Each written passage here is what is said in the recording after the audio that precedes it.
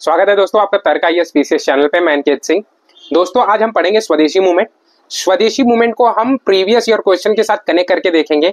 सन 2015 से लेके सन 2024 तक जितने भी स्वदेशी मूवमेंट से क्वेश्चन आए हैं सारे क्वेश्चन को हम कवर करेंगे। उसके बाद उसका एक्सप्लेनेशन देखेंगे और एमसीक्यू जितने भी उसमें ऑप्शंस है उसको भी हम लोग देखेंगे।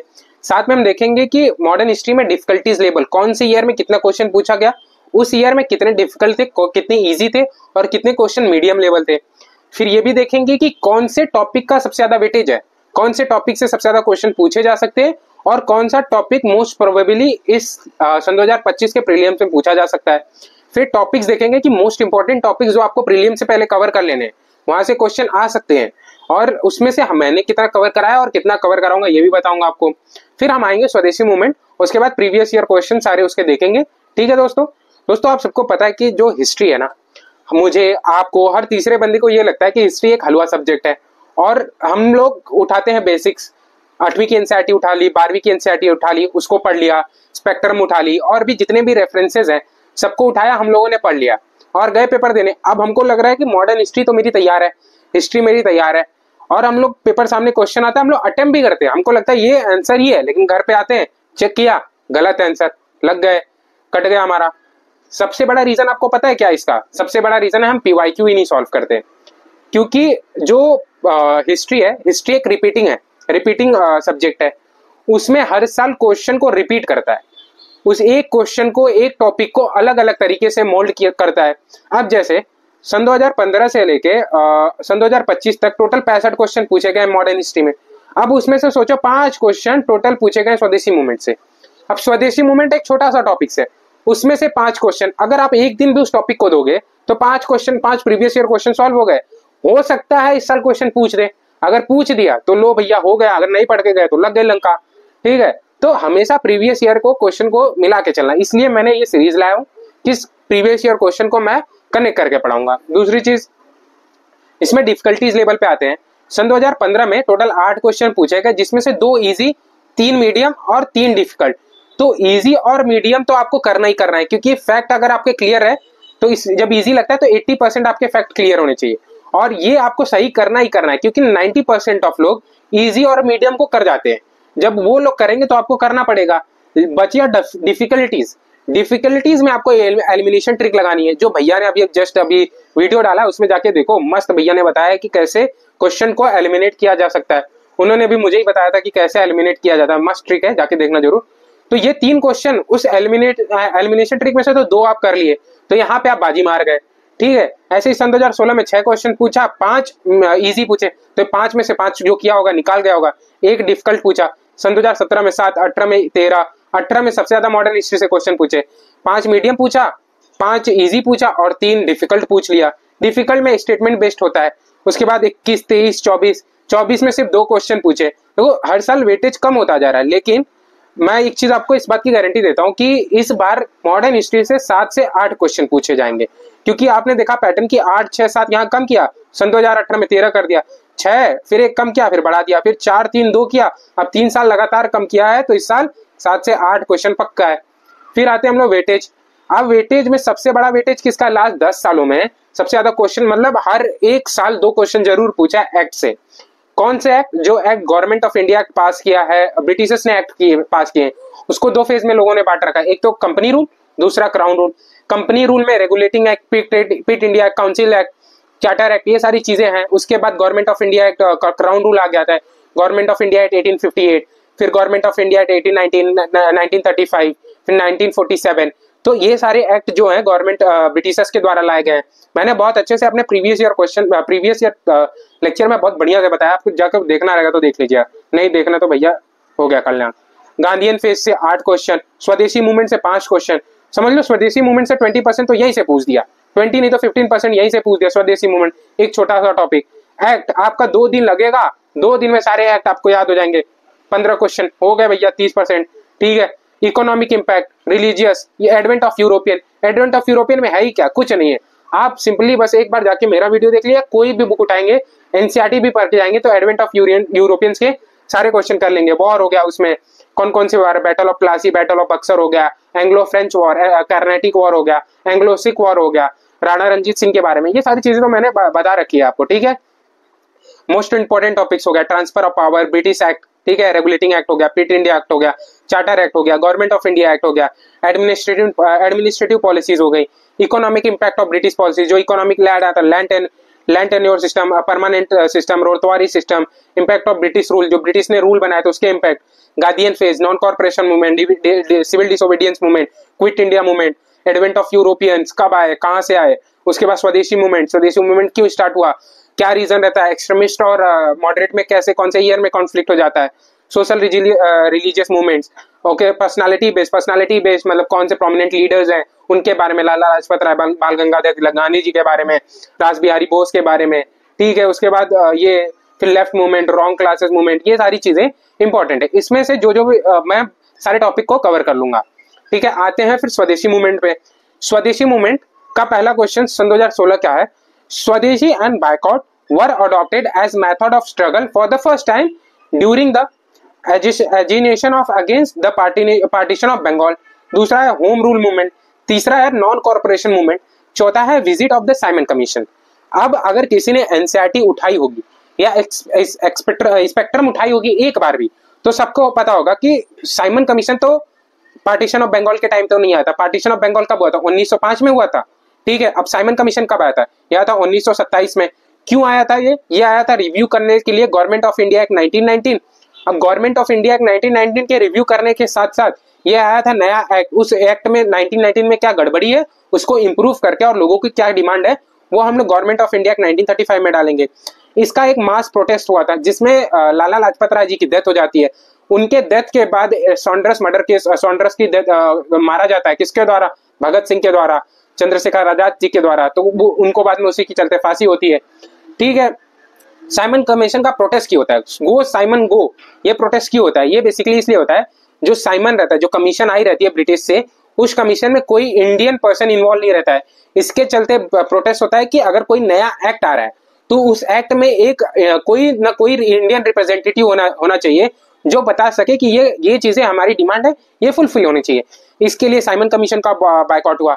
नॉन कॉर्पोरेशन मूवमेंट कब चालू हुआ, ठीक है, ये चालू होता है गांधी जी के द्वारा। तो जब पार्टीशन ऑफ बंगाल हुआ था तो गांधी जी तो आए नहीं थे, गांधी जी आए थे 1916 के आसपास, ठीक है। तो नॉन कॉर्पोरेशन मूवमेंट उनके द्वारा चालू किया गया था। अब नॉन कॉर्पोरेशन मूवमेंट बंद क्यों हुआ था ये आप कमेंट बॉक्स में बताइएगा, ठीक है। अब होम रूल मूवमेंट किसके द्वारा चालू किया गया, दो होम रूल मूवमेंट चालू किए थे, एक 1917 में, एक 1916 में। दो लोग प्रोमिनेंट लीडर थे इसमें, एक एनी बेसेंट और दूसरे थे बाल गंगाधर तिलक। बाल गंगाधर तिलक बॉम्बे प्रोविंस में और होम रूल मूवमेंट चला रहे थे और मद्रास प्रोविंस में एनी बेसेंट चला रही थी। 1917 में एनी बेसेंट को गिरफ्तारी होती है और मद्रास का होम रूल मूवमेंट ठप पड़ जाता है और बाल गंगाधर तिलक ब्रिटेन चले जाते हैं और वहां से बॉम्बे में होम रूल मूवमेंट बंद हो जाता है। तो होम रूल मूवमेंट का कोई कनेक्शन नहीं है किससे इससे बायकॉट और स्वदेशी मूवमेंट से। बचता है पार्टीशन ऑफ बंगाल का पार्टीशन कब हुआ, 1905 में। अब 1905 के अक्टूबर महीने में इंप्लीमेंट कर दिया जाता है पार्टीशन और स्वदेशी मूवमेंट तब लॉन्च किया जाता है 1905 में ही। तो स्वदेशी मूवमेंट 1905 में किया जाता है, इसके चलते ये करेक्ट आंसर इसका क्या है, पहला। अब आते हैं स्वदेशी मूवमेंट के ऊपर। स्वदेशी मूवमेंट कब से कब तक चला, ये चला 1905 से लेकर 1911 तक। क्या था ये, Swadeshi movement was launched response of partition of Bengal. मैंने बताया 1905 में किसके द्वारा लॉन्च किया लाया गया था, लॉर्ड कर्जन के द्वारा। वाइसरॉय कौन था, लॉर्ड कर्जन थे, ठीक है। It aim to the promote self resilience boycott the British good, self independence जो मेड इन इंडिया का कॉन्सेप्ट था वो स्वदेशी मूवमेंट समझ लो। बायकॉट ऑफ ब्रिटिश गुड, जितने भी ब्रिटिश के हैं उनको बायकॉट करना, खादी अडॉप्ट करने का, ठीक है। राइवल ऑफ इंडिजिनियस इंडस्ट्रीज, जो इंडियन इंडस्ट्रीज है उनको प्रमोट करने का। जैसे इसी टाइम टाटा स्टील जो थी 1907 में काफी जाके प्रमोट हुई और काफी बढ़ने लगी 1907 के बाद, ठीक है। कॉज देख लेते, partition of Bengal, nationalistic awakening and economic exploitation, ठीक है। सबसे बड़ा रीजन क्या था, एक तो पार्टीशन ऑफ बंगाल सबसे बड़ा रीजन था, दूसरा नेशनलिस्ट जो विचारधाराएं थी सबके अंदर वो जागृत थी, तीसरी इकोनॉमिक एक्सप्लॉयटेशन।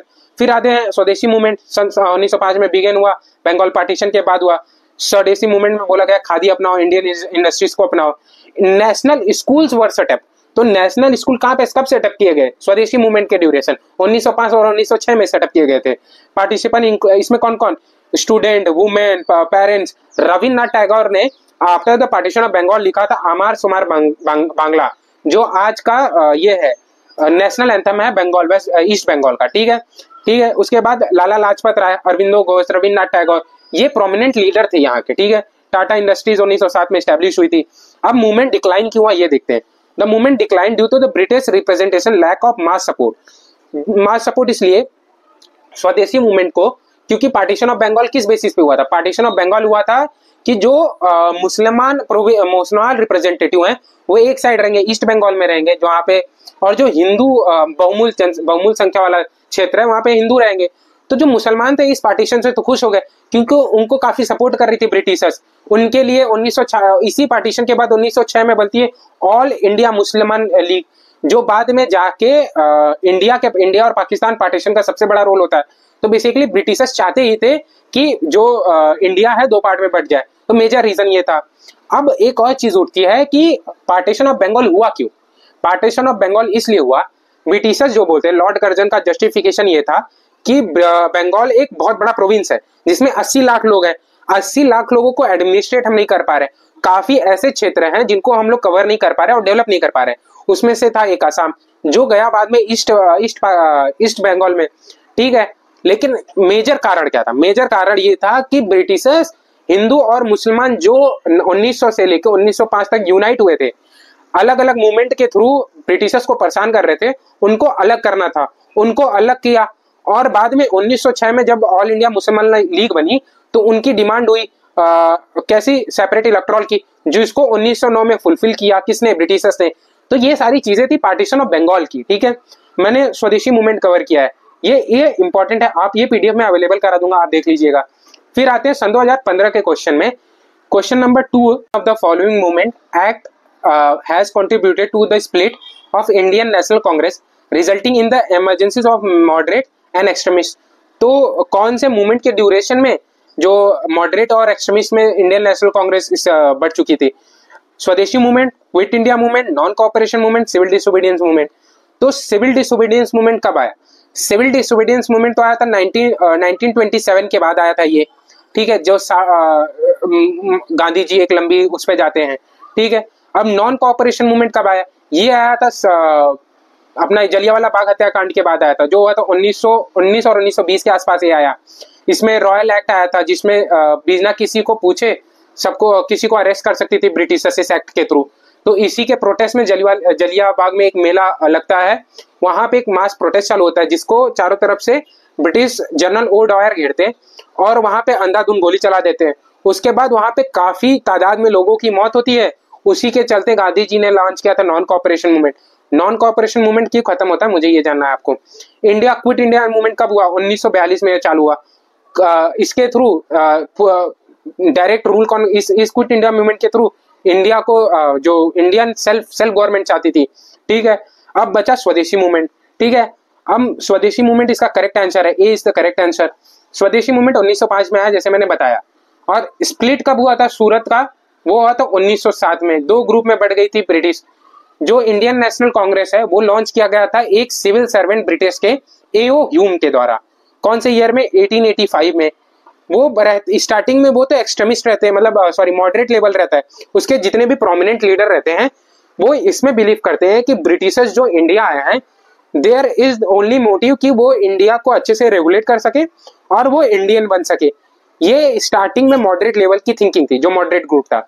लेकिन लेटर ऑन उनको ये भी रियलाइज होता है कि जो उनकी सोच है वो गलत है। ब्रिटिशर्स यहाँ पे रूल करने आए हैं। और बाद में दादा भाई नौरोजी ने wealth of drainage of wealth भी बताया कि कॉन्सेप्ट लाया कैसे ब्रिटिशर्स इंडियन मनी यूरोप पे लेके जा रही है। ठीक है, तो जब बंगाल का पार्टीशन होता है जो एक्सट्रीमिस्ट ग्रुप रहता है वो बोलता है कि जो स्वदेशी मूवमेंट है ये सिर्फ बंगाल तक सीमित नहीं रहना चाहिए, ये ओवरऑल इंडिया होना चाहिए। ठीक है, ये बॉम्बे का जो आईएनसी मीटिंग था उसमें एक्सट्रीमिस्ट ग्रुप बोलते हैं, लेकिन उनकी बात सुनी नहीं जाती है। फिर होता है 1907 में सूरत में जो लाला लाजपत राय हैं वो बाल गंगाधर तिलक को, जो एक्सट्रीमिस्ट ग्रुप रहता है वो बोलता है कि चेयर करेंगे कौन, क्या बोलते हैं, बाल गंगाधर तिलक। लेकिन उनको चेयर नहीं किया जाता है, राज बिहारी बोस नहीं, किसी और एक प्रोमिनेंट लीडर रहते हैं वो लीड करते हैं आईएनसी सूरत। तो जिसकी वजह से जो आईएनसी रहती है वो दो पार्ट में स्प्लिट हो जाती है। तो इसका एक्चुअल आंसर है स्वदेशी मूवमेंट। ठीक है, देखिए अब एक्सप्लेनेशन देखते हैं। The Surat split in 1907 caused the major diversion of Congress between moderate and extremist. British adopted two-fold known as carrot and stick. इससे क्या किया, कैरेट और स्टिक के थ्रू जो आईएनसी है उसको दो पार्ट में बांट दिया। In instant direct separation, the British aimed to the political isolate extremist while engaging in moderate in the constitutional reform. जो मॉडरेट है उनको कॉन्स्टिट्यूशनल रिफॉर्म में बिजी करके रखा और जो एक्सट्रीमिस्ट है उनको आइसोलेट कर देते थे, गिरफ्तार कर लेते थे। लॉर्ड मिंटो जो वाइसरॉय थे और मॉर्ली मिंटो रिफॉर्म आया 1909 में, वो इंट्रोड्यूस करते reform bit win over moderate को लगता है कि उनकी बातें सुनी गई है, जो उनको पागल बनाया जाता है अर्ली 1906 में। Despite of strong nationalist movement growing across India, moderate choose engage in the British leading to the complete split. और जब एक्सट्रीमिस्ट हैं वो कंप्लीट स्प्लिट हो जाते हैं 1907 में थ्रू द सूरत स्प्लिट जो होता है। बाल Gangadhar, a leader of extremists, forced to align with the radical leaders like Aurobindo Ghosh, Gopal Krishna Gokhale, refused to break unity। ठीक है, इन्होंने गोपाल कृष्ण गोखले और अरविंदो घोष को कोशिश किया बनाने की, लेकिन ये नहीं हो पाए। ये सारे फैक्ट हैं, आप देख सकते हैं। ये 4 comprehensive resolution pass by Calcutta Congress including Swadeshi, boycott, national education, self government, जो कलकत्ता में 1906 में आईएनसी की वो हुई थी, मीटिंग हुई थी, उसमें ये सारी चीजें बोली गई थी। अब आते हैं नेक्स्ट क्वेश्चन के ऊपर। नेक्स्ट क्वेश्चन का पूछा गया सन 2019 का क्वेश्चन है। With the reference of Swadeshi movement consider the following statement. It introduce the revival of indigenous artisanship of craft and industry. बिल्कुल सही, जो स्वदेशी मूवमेंट है उसके थ्रू इंडिजिनियस क्राफ्ट और इंडस्ट्रीज इंट्रोड्यूस की गई थी। दूसरा, the national council education was establish as part of Swadeshi movement. मैंने पहले ही बताया था, जो पहला क्वेश्चन था उसमें बताया था कि नेशनल एजुकेशन काउंसिल बनाया गया था। तो बोथ स्टेटमेंट आर करेक्ट। तो आगे जाके इसका एक्सप्लेनेशन देखते हैं। The Swadeshi movement started as a response of the partition of Bengal 1905 में, एज मैंने बता चुका हूँ। It aim to oppose the British rule and promote the self reliance. ठीक है, a key focus of the movement was self reliance which included the promotion of Swadeshi, which is Indian made in India, good national education को introduce किया। It achieves this, the National Council of Education established 1908 में establish किया गया।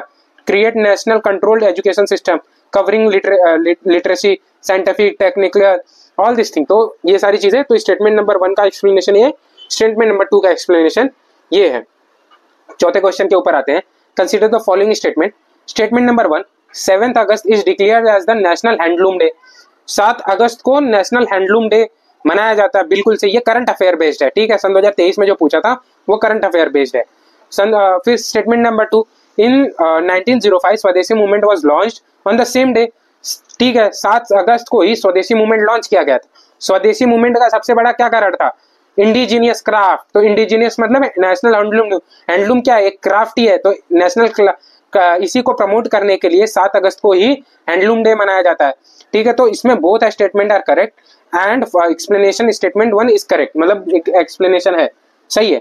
अब आते हैं हम लोग इस पे 5वें क्वेश्चन पे। ये क्वेश्चन आपको सॉल्व करना है और आपको आंसर बताना है कमेंट बॉक्स में, और मैं इसका अगर एक्सप्लेनेशन चाहिए तो मैं कमेंट बॉक्स में दे दूंगा या इस पीडीएफ के थ्रू मैं आपको अवेलेबल करा दूंगा। अब आते हैं हम थ्रू 2 ऐसे इंपॉर्टेंट सेशन पे जो कांग्रेस के सेशन थे, जो स्वदेशी मूवमेंट के ड्यूरेशन में हुए थे, और बहुत इंपॉर्टेंट है इस सेशन में क्या क्या चीजें बोली गई थी। पहला है बनारस कांग्रेस सेशन जो हुआ था 1905 में। ठीक है, Banaras Indian National Congress, president कौन करा था? गोपाल कृष्ण गोखले। ठीक है, इसमें क्या डिसीजन ले गया था? यहाँ से अपोज करेंगे किसको? पार्टीशन ऑफ बंगाल को। ठीक है, दूसरी चीज सपोर्ट करेंगे हम स्वदेशी मूवमेंट और बायकॉट, जो बायकॉट और स्वदेशी मूवमेंट है उसको सपोर्ट करना। तीसरी चीज प्रमोशन ऑफ सेल्फ रिलायंस, जो क्राफ्ट है, इंडियन इंडिजिनियस इंडस्ट्रीज है, उनको सपोर्ट करना, सेल्फ सफिशिएंट बनना। चौथी चीज है debate between moderate and extremist. यहीं से मॉडरेट और एक्सट्रीमिस्ट के बीच में डिबेट होने लगी। क्यों हुई? जो गोखले थे favoured the constitutional method, extremist Tilak, Bipin और चंद्रपाल जी, लाला लाजपत राय जी, ये पूछ के अग्रेसिव रेजिस्टेंस, ये चारों तरफ इस स्वदेशी मूवमेंट को फैलाना चाहते थे। लेकिन जो गोपाल कृष्ण गोखले जी थे वो एक कॉन्स्टिट्यूशनल प्रोसेस के थ्रू जाना चाहते थे। आते हैं कलकत्ता सेशन जो 1906 में हुआ था। इसमें क्या हुआ? यहाँ पे डिक्लेरेशन किया गया स्वराज। दूसरी चीज राइज ऑफ एक्सट्रीमिस्ट जो लीडर थे यहाँ से राइज होते हैं, जैसे कि अरविंदो घोष, बिपिन चंद्र पाल, लाला लाजपत राय, ये लोग यहाँ से बंकिम चंद्र बंबुचित उपाध्याय, ये लोग एक्सट्रीमिस्ट रूप के आते हैं 1906 में, जो आगे जाके 1907 में पूरी तरह से स्प्लिट कर देते हैं अपने आप को सूरत स्प्लिट के थ्रू। फिर program of actions, boycotted British goods, ये सारी चीजें वो मैंने अभी 1906 में बताई। ठीक है, तो दोस्तों आज के लिए इतना ही। अगर आपको ये लेक्चर पसंद आया है तो आप अपने दोस्तों के बीच में शेयर कीजिए, और अगर आपको पीडीएफ चाहिए तो आप कमेंट बॉक्स में जरूर मेंशन कीजिए। ठीक है दोस्तों, जय हिंद दोस्तों।